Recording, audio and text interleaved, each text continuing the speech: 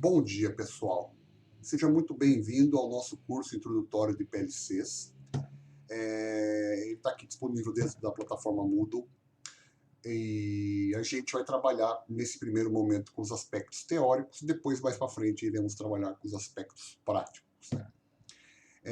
Nesse momento eu vou estar fazendo uma apresentação e basicamente vai ser um conteúdo de 3 partes teóricas e uma prática no final, ok? Então vamos dar sequência aqui. Então, primeiramente, nós temos aqui apresentando a nossa agenda. A gente vai definir o que é um PLC, quais são os tipos de automatizações que existem, qual é a organização geral, o seu hardware, o seu software e como um PLC está lá dentro dele, como que está a estrutura dele, o ciclo de scan, que é algo bastante importante, o sistema de I/O e como vai ser a representação dos dados do mundo externo no mundo interno, dentro do PLC. Dentro, o PLC é uma sigla em língua inglesa que significa Programmable Logic Controller. Aqui no português do Brasil, o pessoal adapta para controlador lógico programável, mas normalmente é utilizado, o mais correto seria só apenas CP, controlador programável, mas em inglês não tem problema nenhum e o pessoal utiliza muito em inglês mesmo. Existe uma norma da MEMA, né, que define justamente que tem uma definição sobre o PLC, que ele define como um suporte eletrônico digital capaz de armazenar instruções de funções específicas, como lógica, como sequenciamento, contagem e aritmética, mais, menos, vezes, dividir, dedicadas para controle de máquinas e processos. Uma boa definição. Mas eu tenho uma outra bem mais simples. Eu considero o PLC, né, ou CLP para alguns, como um computador especializado para controle e automação. E quando a gente fala controle e automação, nós temos 2 conjuntos grandes que podem ser aplicados no PLC, que são os tipos de automação. Temos o controle discreto, também conhecido como controle orientado a eventos. Esse tipo de controle é muito utilizado na indústria de manufatura, ok? Também é chamado controle liga-desliga, né? Porque você vai ligar alguma coisa, desligar outra. Outra possibilidade, você pode ligar alguma coisa por algum determinado tempo, ou deixa alguma coisa desligada por algum determinado tempo, certo? O evento muito importante é contagem de peças e também, como já foi falado, o tempo em si. Pode também ser simplesmente um sensor desligar ou um sensor ligar, ou uma chave, um botão ou algo assim do gênero. Outra coisa muito importante dentro de controle discreto, a gente tem o sequenciamento de sistemas. Dependendo, você pode ter uma linha de produção, passa por um estágio, depois vai para um outro estágio 2 vai para o estágio 3, ou estágio 3, e assim por diante. A máquina pode ser cíclica, voltando ao começo. É uma forma de se trabalhar. Coisa muito vista em controle discreto. Como eu falei para você, como a gente pode ver aqui, eu tenho aqui uma esteira, posso ter sensores durante o processo que vai ativar sequenciamentos importantes. Isso é uma coisa totalmente programável dentro do PLC. Isso é um dos tipos de aplicação que existe. Outra aplicação que a gente fala que é o controle contínuo. Diferentemente da indústria de manufatura, ela é encontrada em indústrias de processo, como indústrias químicas, indústrias farmacêuticas e indústrias petroquímicas. O objetivo, você não vai tratar uma variável simples que é liga e desliga. Você vai tratar variáveis analógicas, como, por exemplo, pressão, temperatura, vazão e por aí vai.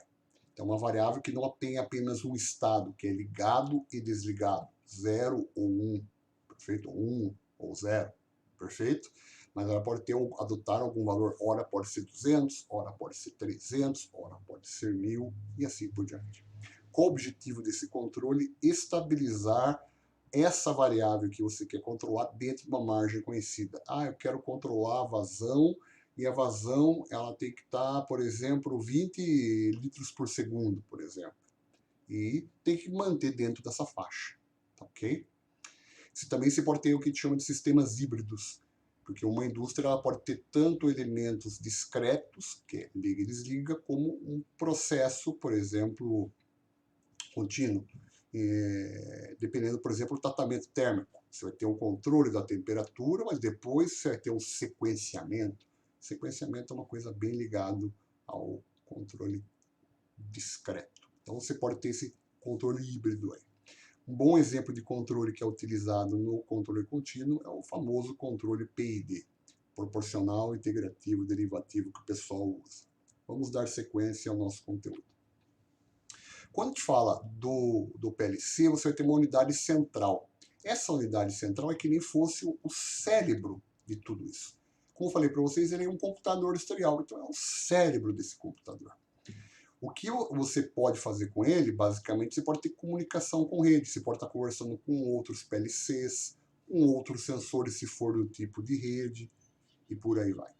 E dentro desse PLC, você vai fazer os elementos de programação para que você consiga atingir o seu objetivo, que é fazer a tua automatização, ok?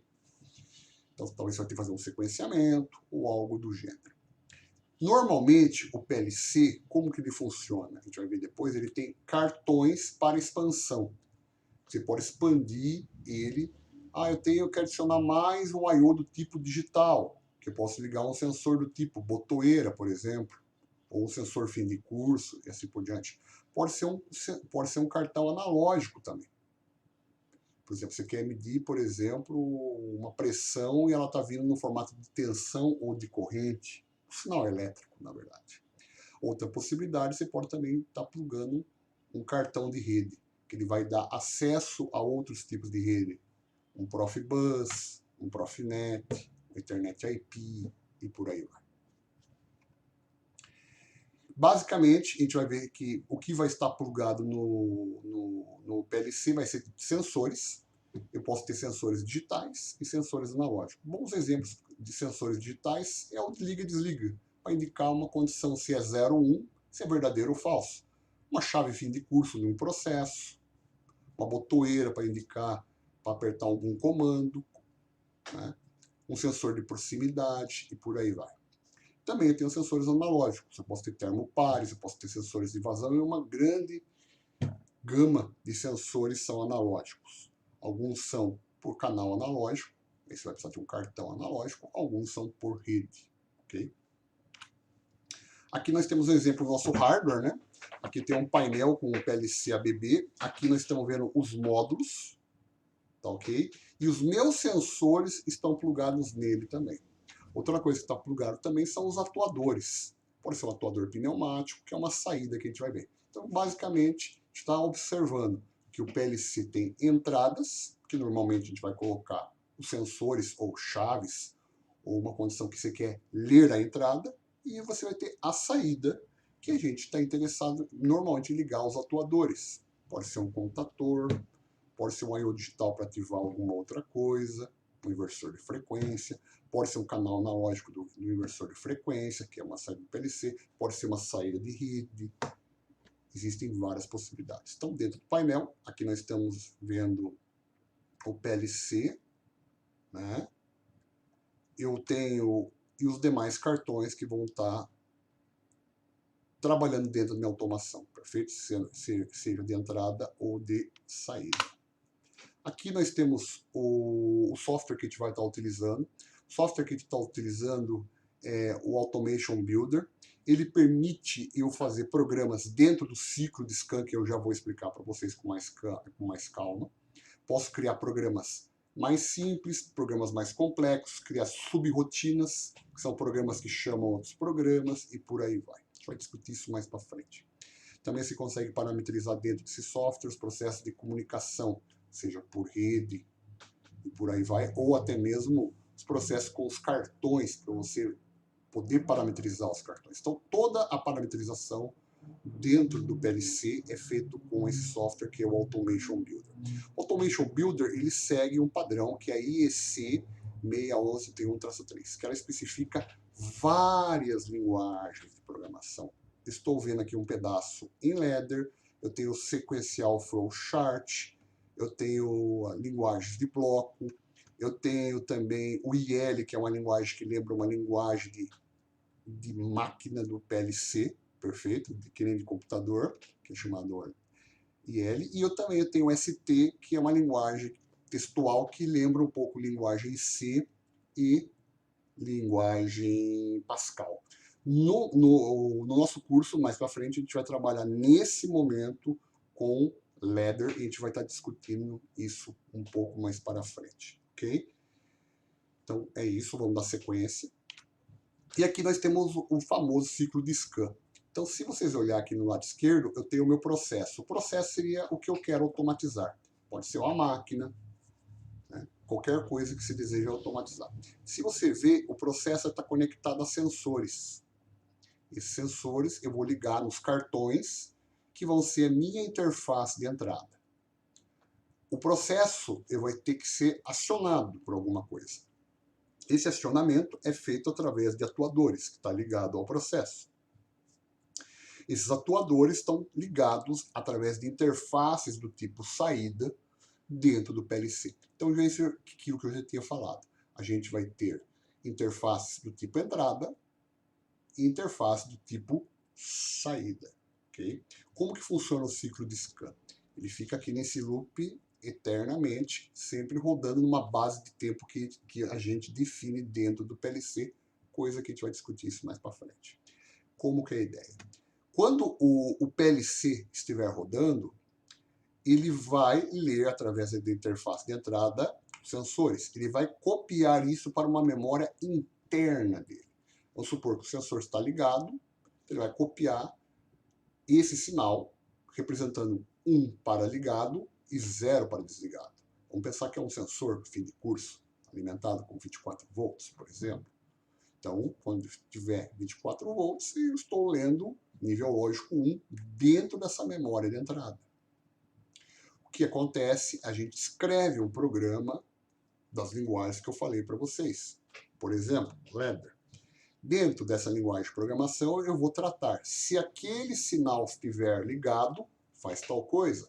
Se aquele sinal estiver desligado, faz tal coisa. Então, entra aqui principalmente a CPU. A CPU ela vai ler a memória interna e pode ser que seja necessário criar mais itens de memória. Vamos supor que preciso fazer uma máquina de estado. Ora está no estado 0, ora está no 1, ora está no 2. Então eu preciso ter uma memória interna para isso, dependendo da situação.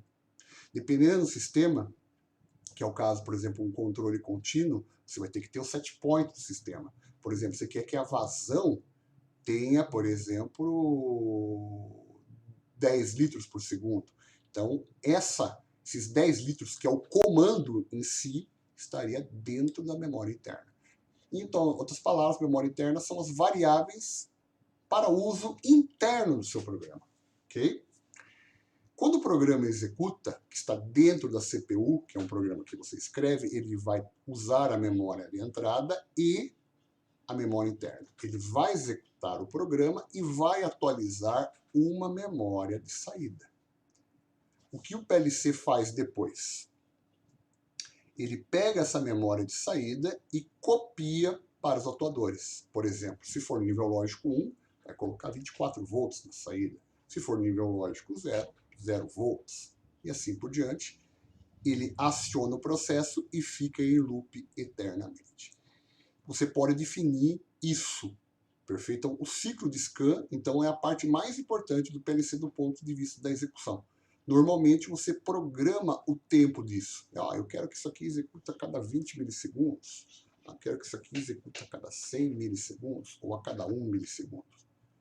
Aí existe a escolha correta do PLC para você poder escolher corretamente um modelo ou outro em função da velocidade, por exemplo. Ok? E ele fica eternamente rodando. Ok, pessoal? Tranquilo? Então, isto é o ciclo de scan. Tá ok? Então, ele é um processo que ele fica lendo todo momento as entradas, lê as entradas, e com as entradas executa o programa interno, utilizando as entradas e a memória interna, e atualiza a memória de saída, e fica assim. Então, ele vai estar mexendo nos atuadores e lendo dos sensores, ok? Quando temos o ciclo de scan, o que vai acontecer? Os sensores são copiados para uma memória. A gente vai estar discutindo isso um pouco mais para frente. Essa memória, ela tem certas representações, que é o que a gente vai estar discutindo. Se o sensor é digital, também conhecido como sinais secretos, sinais secretos são representados através de booleanos, vindo em homenagem a George Boole, que propôs a lógica booleana lá em 1800, né? Acho que 1850. Então, o que acontece? 1800 bolinha, né? E aí ficou o termo booleano ou boolean, tá ok? Então, você vai ter true ou false, verdadeiro ou falso, para representar 1 ou 0, ligado e desligado, que vai representar um estado de uma chave, se a chave está aberta ou a chave está fechada, por exemplo. Isso é muito comum você utilizar com sensores digitais. Também, mas também você tem sensores analógicos. Nos sensores analógicos, você vai, por exemplo, ler uma tensão, por exemplo, uma corrente, ou pode ser, como você tem que pensar que é um número, perfeito? Pode representar também um comando para um inversor de frequência, seja via rede, por aí vai. Como que funciona normalmente?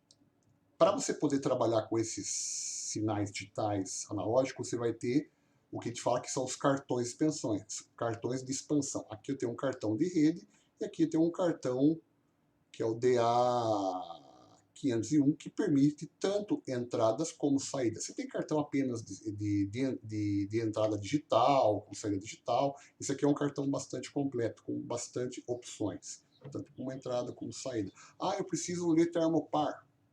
Você tem cartão específico para você trabalhar com isso. Como que funciona no analógico? Então já falamos dos cartões, já falamos que os inteiros, já falamos que os digitais são os tipos booleanos, não esqueça disso. Quando você representa números, eles podem ter precisões. Por quê? Vamos supor que você tenha o canal analógico. O canal analógico, ele vai medir uma tensão. Lá ele vai ter um equipamento específico que chama-se conversor AD, que é analógico digital, que ele vai ter uma precisão. Pode ser de 12 bits, pode ser de 16 bits, tem cartões com várias possibilidades de precisão, ok? Então, quando você normalmente lê esses valores, você vai acondicionar um sinal desse tipo, uma possibilidade, dentro de um número inteiro. Perfeito? O número inteiro pode ter 16 bits. Você conseguiria ter representado. Porém, PLCs mais modernos, como da família AC500, eles trabalham com uma filosofia bastante interessante, que ele trabalha com o número ponto flutuante, ou seja, ele trabalha com o número real.